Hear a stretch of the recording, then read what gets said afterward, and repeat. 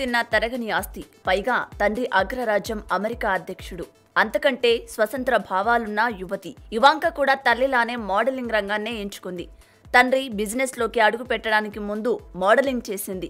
ప్రఖ్యాత ఫ్యాషన్ డిజైనర్ల క్యాంపెయిన్లో పోటాపోటీగా ప్రదర్శనలిచ్చి పేరుతో పాటు కాసులు బాగానే సంపాదించింది. అయితే కెరియర్ తొలినాళ్లలో బిలియనీర్ ట్రంప్ కూతురుగా అవకాశాలు అందుకున్న ఇవాంకా కొన్నాళ్లకు తనకంటూ ఓ ఇమేజ్ ఉందని నిరూపించుకుంది.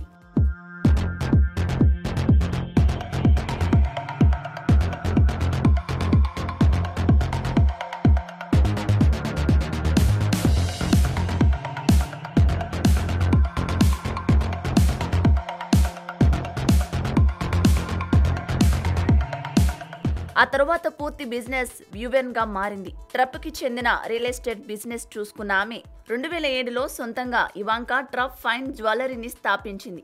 క్లాతింగ్ లైఫ్ స్టైల్ వెబ్సైట్ నిర్వహణ, ఇలా విభిన్న రంగాల్లో ప్రవేశించింది. Ivanka real estate developer Jared కుష్నర్తో పరిచయమైంది. కొన్నాళ్ల డేటింగ్ తర్వాత జురేద్ తల్లిదండ్రులు అభ్యంతరం చెప్పడంతో అతన్ని పెళ్లి చేసుకోవడానికి జుడాయిజంలోకి మారింది.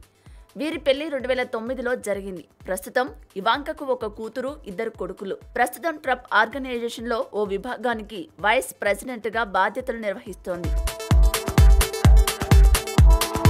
ఇవాంకాలోని మరో కోణం ఇటీవల అమెరికా అధ్యక్ష ఎన్నికల సమయంలో వెలుగులోకి చూసింది. తనపై తండ్రి చేసిన ఇబ్బందికర వ్యాఖ్యలను పట్టించుకోకుండా సామాజిక మాధ్యమాలలో ట్రంప్కి సపోర్టుగా నిలిచింది కూతురు.